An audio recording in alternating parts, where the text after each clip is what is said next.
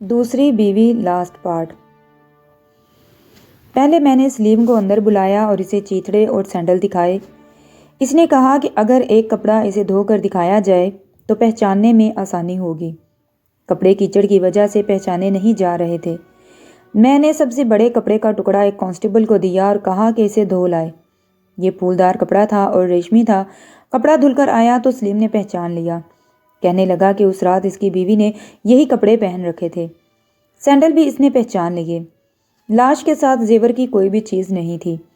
پھر میں نے سلیم کی ساس کو بلایا۔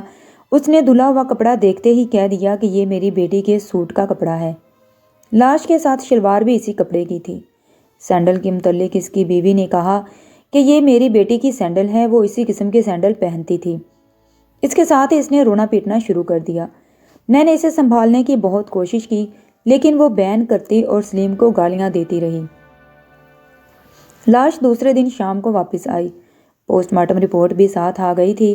میں نے سب سے پہلے پوسٹ مارٹم رپورٹ دیکھی۔ رپورٹ میں لکھا تھا کہ یہ لاش جوان لڑکی کی ہے اور اسے مرے ہوئے 15 سے 20 دن ہو گئے ہیں۔ موت کا باعث گلا گھونٹنا لکھا ہوا تھا۔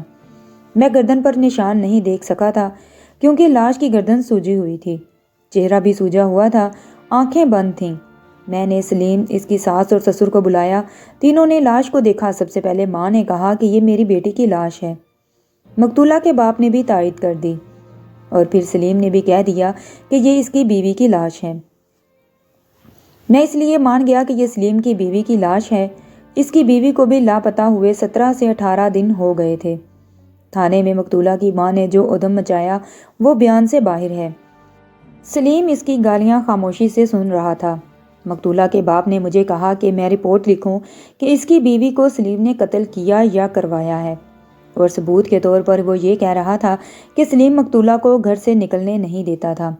اس لیے یہ مانا نہیں جا سکتا کہ لڑکی خود باہر نکلی اور کوئی اسے اٹھا کر لے گیا، اسے آبادی سے دور لے جا کر قتل کر دیا۔ سلیم نے اپنی صفائی میں شور شرابہ کرنا شروع کر دیا۔ مجھے اب 302 کی رپورٹ درج کر کے پرچہ کاٹنا ہی تھا کیونکہ لاش اور پوسٹ مارٹم کی رپورٹ میرے سامنے پڑی تھی۔ میں نے کاغذی کارروائی کر کے سلیم کو متشبہ بٹھا لیا۔ اس نے مجھے 2 روز پہلے جو بیان دیا تھا اس میں ایسی وجوہات پائی جاتی تھیں جو قتل تک نوبت پہنچا سکتی تھیں۔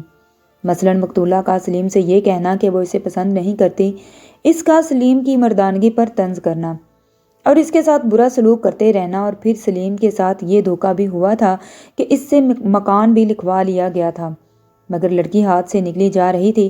یہ ایسی وجوہات تھیں جو بزدل کو بھی دلیر بنا دیتی تھیں۔ لاش وارث لے گئے۔ میں نے سلیم کو تھانے میں ہی رکھا۔ پورے علاقے میں خبر پھیل گئی کہ سلیم کی بیوی قتل ہو گئی ہے۔ بڑی سنسنی خیز واردات تھی۔ سلیم کا باپ اور 2 چھوٹے بھائی تھانے میں آ گئے۔ میں نے سلیم کو حوالات میں بند نہ کیا، اسے کانسٹیبلوں کے حوالے کر کے ان کے کمرے میں بٹھا دیا اور خود گھر چلا گیا۔ رات 12 بجے کے بعد تھانے گیا اور سلیم کو اپنے دفتر میں بٹھا لیا۔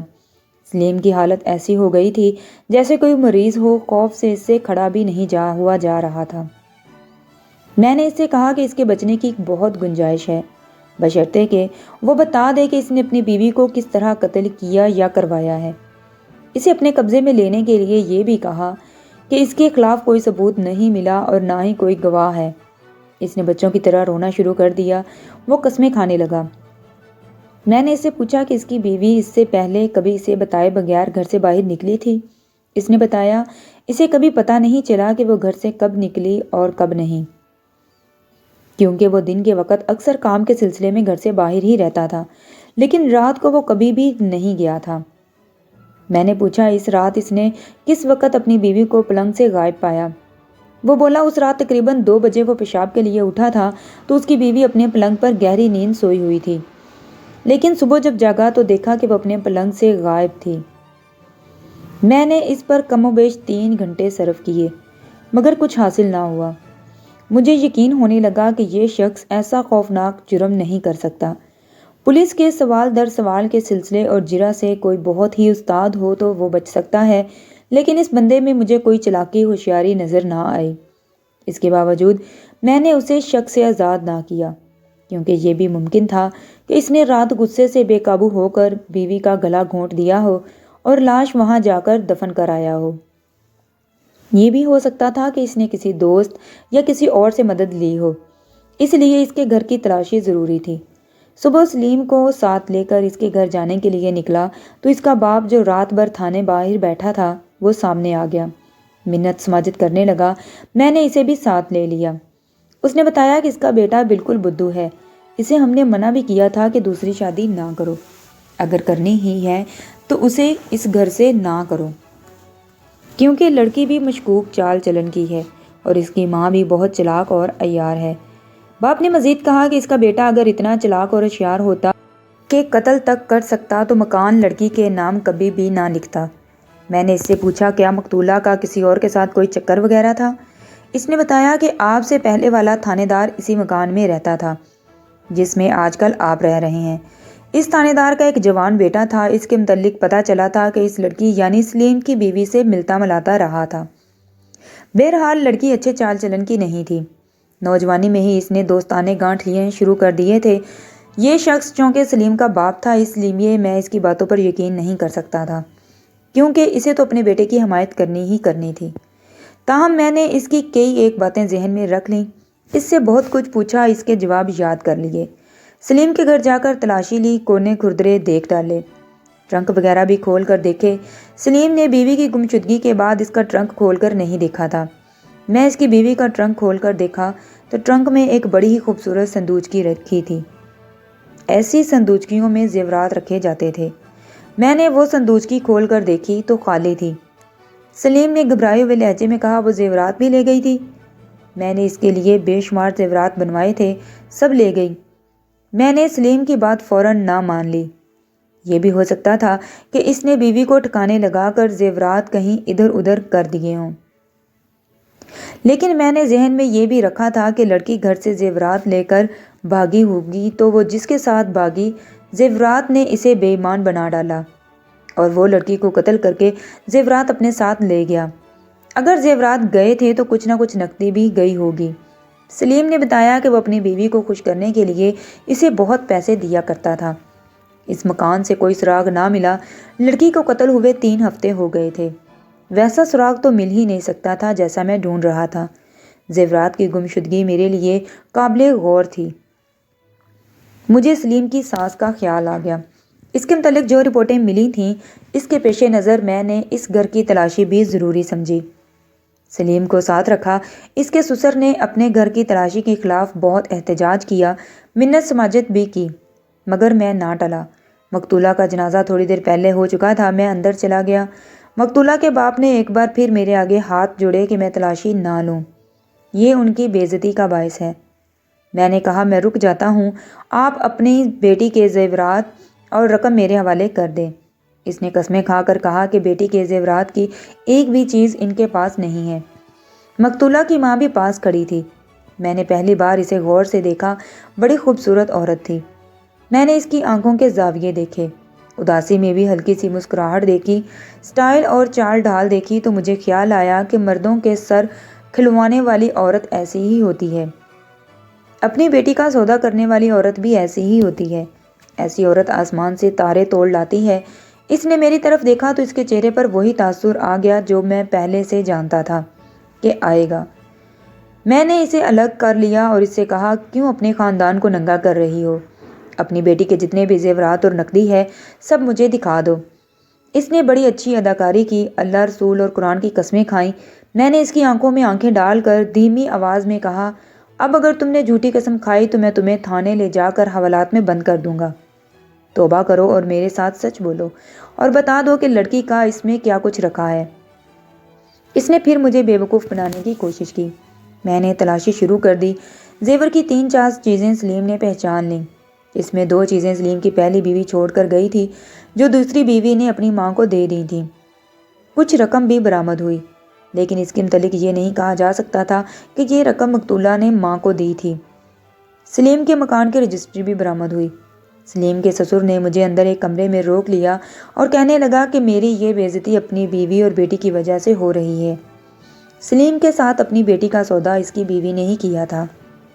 اس گھر سے اسے اور کوئی سراغ نہ ملا۔ مجھے کچھ ایسا یقین ہونے لگا کہ قاتل سلیم نہیں، اور یہ بھی کہ لڑکی کو غائب کرنے میں اس کی ماں کا ہاتھ نہیں۔ کوئی وجہ نظر نہیں آتی تھی کہ سلیم کی پہلی بیوی اور اس کے بھائیوں کو نظر انداز نہیں کیا جا سکتا تھا۔ مخبروں نے جو رپورٹیں دی تھیں ان کے مطابق مقتولہ اور اس کی ماں کا چال چلن ٹھیک نہیں تھا۔ سلیم کے باپ نے بتایا تھا کہ پہلے تھانے دار کے بیٹے کے ساتھ مقتولہ کا میل ملاپ تھا۔ ایک مخبر عورت نے بھی اس بات کی تصدیق کی تھی۔ میرے لیے یہ اطلاع اہم تھی جو میرے کام آ سکتی تھی، لیکن کیسے، یہ ابھی طے ہونا باقی تھا۔ میرے دماغ میں یہ بات آ رہی تھی کہ اگر میں سلیم کی بات مان لوں کہ اس کی بیوی بھاگ گئی ہے تو وہ تھانے دار کے بیٹے کے ساتھ بھاگی ہوگی، زیورات اور نقدی کے ساتھ لے گئی ہوگی۔ کیوں باہر جا کر یوں ہوا ہوگا کہ تھانے دار کا بیٹا زیورات دیکھ کر بے ایمان ہو گیا اور لڑکی کو قتل کر کے زیورات اور رقم لے اڑا، یا یہ بھی ہو سکتا تھا کہ دونوں شہر سے پیدل نکلے اور راستے میں ہی کسی پیشہ ور ڈاکوؤں کے ہتھے چڑھ گئے اور ڈاکوؤں سے جھڑپ میں لڑکی قتل ہو گئی اور زیورات وغیرہ ڈاکو لے گئے۔ سلیم کی پہلی بیوی یا اس کے بھائیوں پر بھی انتقام کا شک کیا جا سکتا تھا۔ میں رات کو ہی سلیم کی پہلی بیوی کے گھر چلا گیا۔ اس گھرانے کے متعلق مجھے رپورٹ مل چکی تھی کہ شریف اور عزت دار گھرانہ ہے۔ وہاں 2 نوجوان لڑکے تھے جن کے متعلق بتایا گیا تھا کہ شرمیلے اور سیدھے سادے ہیں۔ میں نے ان کے گھر جا کر سلیم کی پہلی بیوی کے باپ سے بات کی۔ اس کے آنسو نکل آئے۔ اس کے ساتھ بہت سی باتیں ہوئیں۔ عجیب بات یہ دیکھی کہ اس نے سلیم کو برا بھلا نہ کہا، بلکہ یہ کہا کہ سلیم سیدھا سادہ آدمی ہے اور بڑا ہی بھلا مانس بندہ ہے۔ میں نے اس کے بیٹوں کو بھی بلایا۔ ان میں سے ایک کی عمر 20 سال کے قریب ہوگی اور دوسرے کی 16-17 سال۔ دونوں بھائی شرمیلے سے تھے۔ ان کے چہرے پر مجھے قتل کرنے والی دلیری نظر نہ آئی۔ میں ان کے ساتھ ایسے انداز میں باتیں کرتا رہا جس میں دوستی اور ہمدردی تھی، لیکن در حقیقت میں ان کو جانچ پڑتال کر رہا تھا۔ بڑے لڑکے نے کہا کہ اگر آپ اس شک پر یہاں آئے ہیں کہ سلیم کی دوسری بیوی کے قتل میں ہمارا ہاتھ ہے تو مجھے اس سوال کا جواب دے دیں کہ ہم نے لڑکی کو کیوں قتل کرنا تھا۔ یہ میں آپ کو یقین دلاتا ہوں کہ ہماری بہن کو اس لڑکی یعنی مقتولہ نے طلاق نہیں دلوائی، بلکہ طلاق ہم نے خود مانگی تھی۔ سلیم تو طلاق دے ہی نہیں رہا تھا، اس نے دوسری شادی کا فیصلہ کر لیا تھا۔ قصوروار سلیم خود ہے، اس کی دوسری بیوی نہیں۔ اسے قتل کر کے ہم سلیم کے گھر اپنی بہن کو دوبارہ آباد نہیں کر سکتے تھے، بلکہ آباد کرنا ہی نہیں چاہتے تھے۔ ہم نے تو خود طلاق مانگی تھی۔ اس لڑکے کی بات میں وزن تھا۔ میں یہ بھی دیکھ چکا تھا کہ یہ لڑکا قتل کرنے کی جرت نہیں رکھتا۔ پھر بھی ان کے سینے میں جھانکنے کے لیے میں نے ان کے ساتھ گپ شپ کے انداز میں بہت دیر تک باتیں کی۔ آخر انہیں کہا کہ میں ان کی بہن سے 2-4 باتیں کرنا چاہتا ہوں۔ میں نے کہا کہ اسے میری مجبوری سمجھ لیں، قانونی تقاضے پورے کرنا بھی ضروری ہیں۔ انہوں نے اندر جا کر اپنی بہن کو میرے پاس بھیج دیا۔ باپ بھی اٹھ کر اندر چلا گیا۔ میں نے اس عورت کے ساتھ افسوس کا اظہار کیا کہ سلیم نے اسے طلاق دے دی ہے۔ ایسی ہی چند باتیں اور کیں۔ پھر میں نے اس کے دل سے پولیس کا ڈر نکال دیا۔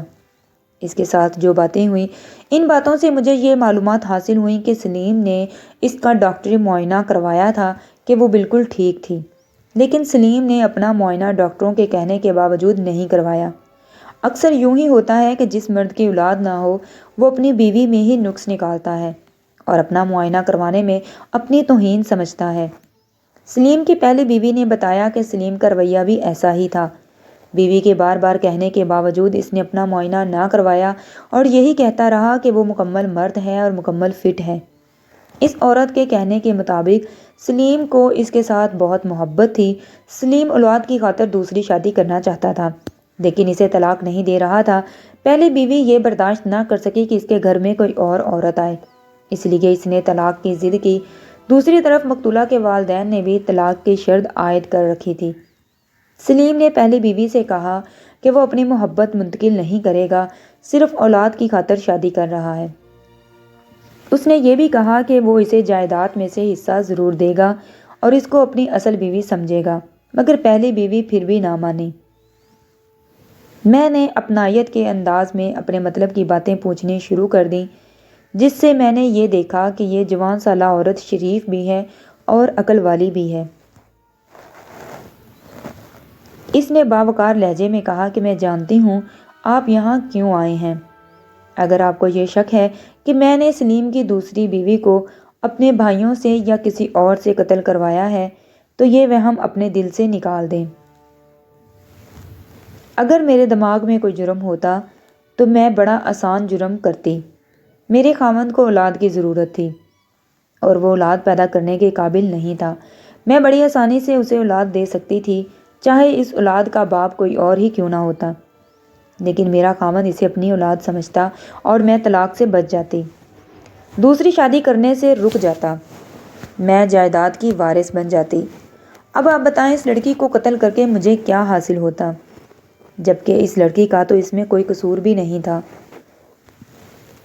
مجھے تو یہ حسد بھی نہیں ہو سکتا تھا کہ اس بیوی سے سلیم کی اولاد پیدا ہوگی۔ سلیم 10 شادیاں بھی کر لے تو اولاد نہیں ہوگی۔ سلیم کی دوسری بیوی کے متعلق اس نے کہا کہ اسے محلے کی عورتوں نے بتایا تھا کہ یہ لڑکی ماں باپ کے ہاتھ نہیں آ رہی تھی، اس کی شادی زبردستی کی گئی تھی۔ شاید ماں نے اسے یہ لالچ دیا ہو کہ سلیم کا مکان ہاتھ آ جائے، اس کے ساتھ ساتھ زیورات اور نقدی بھی مل جائے تو اس کے بعد جو دل میں آئے کرنا۔ میں نے پوچھا کیا وہ کسی اور کو چاہتی تھی یا سلیم اسے پسند نہیں تھا؟ اس نے کہا دونوں باتیں تھیں۔ میں نے سلیم سے بھی کہا تھا کہ دوسری شادی کرنی ہی ہے تو اس لڑکی سے نہ کرے۔ میں نے سلیم کو بتایا بھی تھا کہ اس لڑکی کی دوستی کس کے ساتھ ہے، لیکن سلیم نے میری ایک نہ سنی، الٹا غصے میں بولا کہ تم حسد کی وجہ سے اسے بدنام کر رہی ہو۔ میں نے اس سے پوچھا کون ہے وہ جس کے ساتھ اس کی دوستی تھی؟ اس نے بتایا کہ آپ سے پہلے جو تھانے دار تھا اس کا بیٹا۔ اس نے مزید کہا کہ تھانے دار صاحب ایسی باتیں چھپی نہیں رہا کرتی۔ یہ تو مجھے معلوم نہیں کہ ان کی دوستی کہاں سے شروع ہوئی تھی، مگر یہ مجھے معلوم ہے کہ اس لڑکی کے گھر کے ساتھ ایک گھر ہے اور اس گھر کی ایک لڑکی میری گہری سہیلی ہے۔ میری سہیلی کا بھائی اس تھانے دار کے بیٹے کا دوست تھا، دونوں میں گہری رازداری تھی۔ تھانے دار کے بیٹے کا نام امین ہے، وہ کبھی کبھی رات کو اپنے دوست کے گھر آ جاتا، وہ گھر کی بیٹھک میں بیٹھا کرتے تھے، کبھی لڑکی بیٹھک میں آ جایا کرتی تھی، کبھی چھت کے اوپر سے لڑکی امین کے دوست کی چھت پر آ جاتی اور امین اپنے دوست کی گھر کی چھت پر چلا جاتا۔ میری سہیلی بتاتی ہے کہ یہ لڑکی اسے بڑے فخر سے اپنی محبت کے قصے سنایا کرتی تھی۔ میری اس سہیلی کو اس نے بتایا کہ اس کی شادی کہیں اور ہو گئی تو وہ امین کے ساتھ بھاگ جائے گی۔ مجھ سے پہلے تھانے دار کو یہاں سے گئے 1 سال ہونے کو آیا تھا۔ اس کے بیٹے امین کو میں نے دیکھ رکھا تھا، اس کا باپ ASI بھرتی کروانا چاہتا تھا اور وہ اس بارے میں کوشش بھی کر رہا تھا۔ مجھے چارج دے کر یہ تھانے دار وہاں سے 40 میل دور ایک اور تھانے میں چلا گیا تھا۔ میں نے سلیم کی پہلی بیوی سے پوچھا کہ اسے یہاں سے گئے تو 1 سال ہونے والا ہے، تو پھر ان کی ملاقاتیں کیسے ہوتی رہیں؟ سلیم کی پہلی بیوی نے بتایا کہ یہاں سے جانے کے بعد بھی وہ یہاں 3-4 مرتبہ آ چکا ہے۔ یہ بات مجھے اپنی ایک سہیلی نے بتائی ہے۔ اس عورت نے مجھے بڑی قیمتی معلومات دی تھیں۔ میں اسے تسلی دلاسا دے کر اس کے باپ بھائیوں سے سلام دعا کر کے رخصت ہوا۔ میں نے سلیم کی پہلی بیوی سے اس کی سہیلی اور اس کے بھائی کا نام پوچھ لیا۔ میں نے دوسرے دن اسے تھانے بلا لیا۔ 18-19 سال کا یہ نوجوان بہت ڈرا ہوا تھا۔ میں نے اسے اپنے سامنے بٹھا کر یہ کہا کہ میں تم سے جو کچھ بھی پوچھوں وہ بالکل سچ بتا دینا اور کسی بھی تھانے دار سے یا اس کے بیٹے سے بالکل بھی نہ ڈرے۔ اس نے وہی باتیں تفصیل سے کے ساتھ بتا دیں جو مجھے سلیم کی پہلی بیوی نے مختصر بتائی تھیں۔ اس نے بتایا کہ امین اپنے باپ کے چلے جانے کے بعد بھی یہاں آتا رہتا ہے اور لڑکی اس سے سلیم کے گھر سے آ کر ملتی تھی۔ میں نے پوچھا کہ وہ آخری بار کب آیا تھا؟ اس نے بتایا کہ امین 20-22 دن پہلے آیا تھا۔ میں نے پوچھا کیا امین سلیم کی بیوی کے ساتھ گیا تھا؟ اس نوجوان نے یوں چونک کر میرے منہ پر نظریں جما دیں جیسے میں نے اس کے دل میں خنجر اتار دیا ہو۔ میں چپ چاپ اسے دیکھتا رہا۔ اس کا سر ذرا سا ہلا اور اس کا چہرے کا رنگ بدلنے لگا، اس کے ہونٹ کانپنے لگے اور پھر لرزنے لگے۔ وہ لرزتے ہوئے ہونٹوں سے ڈری ہوئی آواز میں بولا، خدا کی قسم اس میں میرا کوئی قصور نہیں، وہ تھانے دار کا بیٹا ہے، بے شک وہ میرا دوست ہے، لیکن وہ بہت دلیر اور بدمعاش ہے، میں اس سے ڈرتا ہوں۔ میں نے اسے حوصلہ دیا اور کہا میں اسے ملزم نہیں سمجھ رہا اور نہ ہی میں اس میں اس کا کوئی قصور ہے، اس لیے وہ ڈرے اور گھبرائے نہیں۔ اسے کچھ نہیں کہا جائے گا بلکہ قانون کی مدد کرنے پر اسے شاباش دی جائے گی۔ میرے حوصلہ دلانے پر اس نے بتایا کہ امین آیا تھا اور اس کے گھر ٹھہرا تھا۔ امین نے ایک عورت کی زبانی سلیم کی دوسری بیوی کو پیغام بھیجا، پھر امین نے اسے بتایا کہ وہ اس لڑکی کو ہمیشہ کے لیے اپنے ساتھ لے جا رہا ہے۔ رات کے آخری پہر لڑکی آئی تو امین اسے لے کر چلا گیا۔ امین کے جانے کے چند روز بعد امین کا خط ملا۔ اس خط میں امین نے ڈھکے چھپے الفاظ میں لکھا تھا کہ اس کا کام ہو گیا ہے، اب تم دوستی کی لاج رکھنا اور اس دوستی کی قدر کرنا۔ اس کا مطلب یہ تھا کہ راز کو راز ہی رکھنا۔ میں نے اس سے خط مانگا، اس نے کہا کہ وہ خط کو پھاڑ کر ضائع کر چکا ہے۔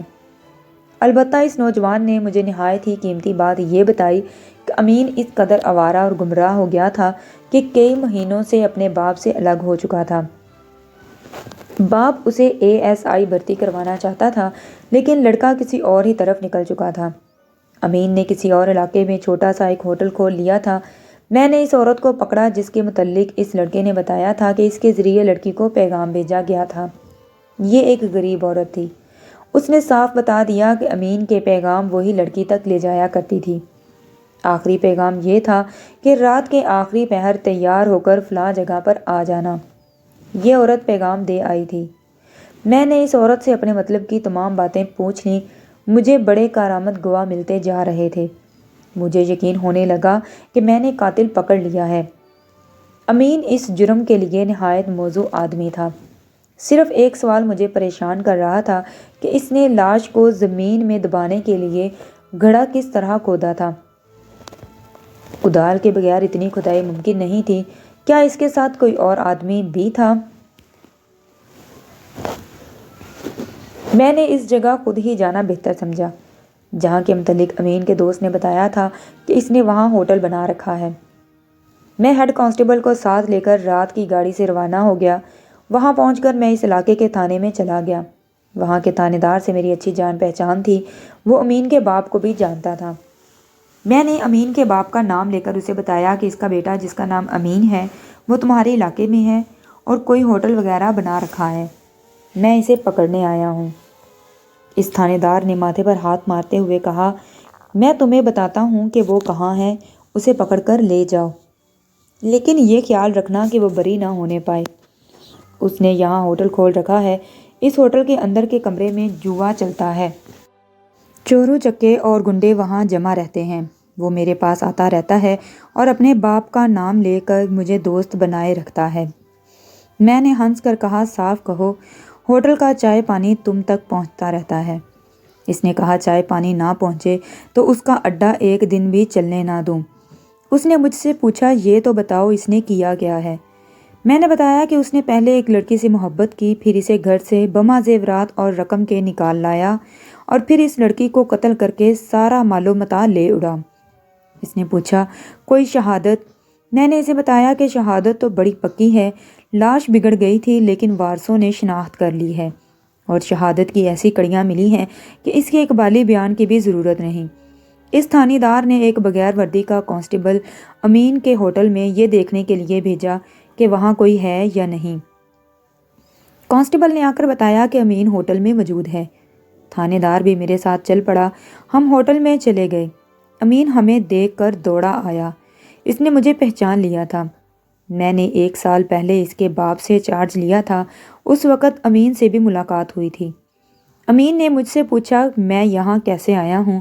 میں نے کہا کہ تمہیں اپنے ساتھ لے جانے آیا ہوں، فوراً میرے ساتھ چل پڑو۔ اس نے کہا، کہاں لے جانا چاہتے ہیں آپ مجھے؟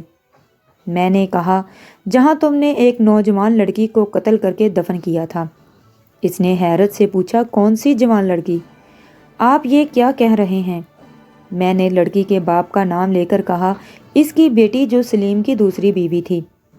اس نے پھر حیران ہو کر پوچھا کہ آپ کو کسی نے کہا ہے کہ میں نے اس لڑکی کو قتل کر دیا ہے؟ اس نے کہا کہ وہ اپنی مرضی سے میرے ساتھ آئی ہے، وہ بالغ لڑکی ہے۔ میں نے کہا، پھر تم نے اسے اپنی مرضی سے قتل کر دیا، تم بھی بالغ ہو۔ وہ بولا، تھانے دار صاحب آپ کیسی باتیں کر رہے ہیں؟ آپ ابھی میرے ساتھ میرے گھر چلیں، میں ابھی آپ کو وہ لڑکی زندہ دکھا دیتا ہوں۔ اب میں حیران ہو رہا تھا کہ یہ لڑکا کیا کہہ رہا ہے۔ میں وہاں کے تھانے دار کے ساتھ امین کو لے کر اس کے گھر گیا۔ وہ کرائے کے ایک مکان میں رہتا تھا۔ وہاں گئے تو وہ ہمیں بیٹھک میں بٹھا کر کمرے کے اندر چلا گیا اور وہاں سے ایک لڑکی کو بیٹھک میں لے آیا۔ وہ بڑی ہی خوبصورت لڑکی تھی जवानी इसके चेहरे से झलकती थी। मैंने इस लड़की से इसका नाम पूछा तो उसने वही बताया जो सलीम की दूसरी बीवी का नाम था। इसने अपने बाप का भी नाम बताया। मैंने तो चेहरे से इसे नहीं पहचानता था। वहाँ के थानेदार ने मेरे साथ मजाक शुरू कर दिए। लड़की ने बताया कि वो ही सलीम की दूसरी बीवी है। वहाँ के थानेदार से कहकर मैंने इस घर की बाकायदा तलाशी का इंतज़ाम किया। तलाशी के दौरान कुछ जेवरात बरामद हुए जो मैंने अपने कब्जे में ले लिए। मैंने इन दोनों से कहा कि तुम्हें अभी मेरे साथ मेरे थाने में जाना होगा ताकि इस लड़की और जेवरात की शिनाख्त करवाई जा सके। अमीन ने साथ चलने में कोई रुकावट पैदा ना की। मैं इन दोनों को लेकर रेलवे स्टेशन आ गया। अमीन को मैंने हथकड़ी ना लगाई। एक निस्बतन खाली डिब्बा देखकर मैंने इन्हें गाड़ी में सवार करा लिया। अमीन चौंक के थानेदार का बेटा था, इसलिए वो मेरे साथ बहुत बेतकल्लुफ़ हो गया था। इसने मुझसे पूछा कि मैं किसके कत्ल की बात कर रहा था। मैंने बात को टालने के लिए कोई और बात शुरू कर दी। अमीन इतना परेशान दिखाई नहीं दे रहा था, मगर लड़की बहुत घबराई हुई थी। वो मेरे साथ बात करने से भी डरती थी। इस लड़की ने अमीन के कान में कुछ कहा तो दोनों ने मेरी तरफ देखा। अमीन बोला, ये कहती है कि अपने खामन के पास नहीं जाऊंगी। फिर पूछने लगा कि थानेदार साहब, आप हमारे साथ क्या सलूक करेंगे। मैंने उसे कहा कि तुम एक तजर्बाकार थानेदार के बेटे हो, अपना जुर्म तुम खुद अच्छी तरह जानते हो। अगर तुम दोनों मेरे साथ अच्छा सलूक करोगे तो मैं तुम्हारे साथ इससे भी अच्छा सलूक करूँगा। मेरा अच्छा सलूक तुम देख ही रहे हो कि मैंने तुम्हें हथकड़ी भी नहीं लगाई। ये लड़की बेशक बालिग है लेकिन शादीशुदा है। अपने खामन को धोखा देकर भागी है। रकम और जेवरात भी चोरी करके लाई है। तुमने इसे अगवा किया है, चोरी में मदद की है और चोरी का माल तुम्हारे और लड़की के घर से बरामद हुई है। मुझे तो तुम्हारे बाप का ख्याल आता है। तुम मुझे सारी बात साफ साफ बता दो ताकि मैं तुम्हें बचाने की कोई तरकीब सोचूं। मैंने लड़की के सैंडल देखे तो वो उसी किस्म के थे जैसे लाश के पाँव में थे। इसके कपड़े कुछ और किस्म के थे। हम अपने थाने में पहुंचे तो मैंने लाश के साथ बरामद होने वाला एक कपड़े का टुकड़ा लड़की को दिखाकर पूछा, क्या इसके पास इस किस्म का सूट है। इसने कपड़े को गौर से देखा और बताया कि इसका एक सूट बिल्कुल इसी कपड़े और इसी रंग के फूलों वाला है। मैंने सलीम और लड़की के माँ बाप को थाने बुलवाया। तीनों लड़की को देखकर हैरान रह गए। माँ अपनी बेटी से लिपट गई और रोने लगी। मैं इनके पूछने के बावजूद इन्हें नहीं बताया कि लड़की मुझे कहाँ से मिली है। मेरे दिमाग पर वो लाश सवार हो गई थी जो बरामद हुई थी, और इस लाश और इन लोगों ने अपनी बेटी को समझकर पूरे इज्जत और एहतराम के साथ दफन किया था। इस मौका पर मुझे अपनी हमाकत का एहसास हुआ।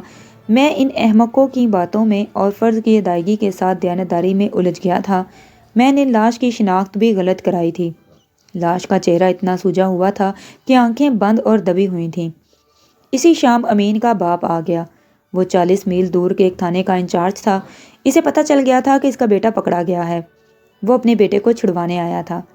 इसने आते ही अपने बेटे को बहुत गालियाँ दी। फिर मुझसे पूछा कि ये सारा माजरा क्या है। मैंने इसे सारी बात बताई। इसके बाद जो कुछ हुआ वो हमने किया और वो सुनाने की ज़रूरत नहीं है। लड़की ना तो सलीम के साथ जाने पर रजामंद थी और ना ही अपने वालिदैन के साथ। अमीन के बाप ने सलीम से कहा, तुमने अपनी दूसरी बीवी के करतूत तो देख लिए होंगे, अब तुम उसे बीवी बनाकर तो नहीं रखोगे, इसलिए इसे तलाक दे दो। सलीम ने कहा कि मुझे पहले मेरा मकान वापस दिला दो, जेवरात भी दिला दो और तलाक ले लो।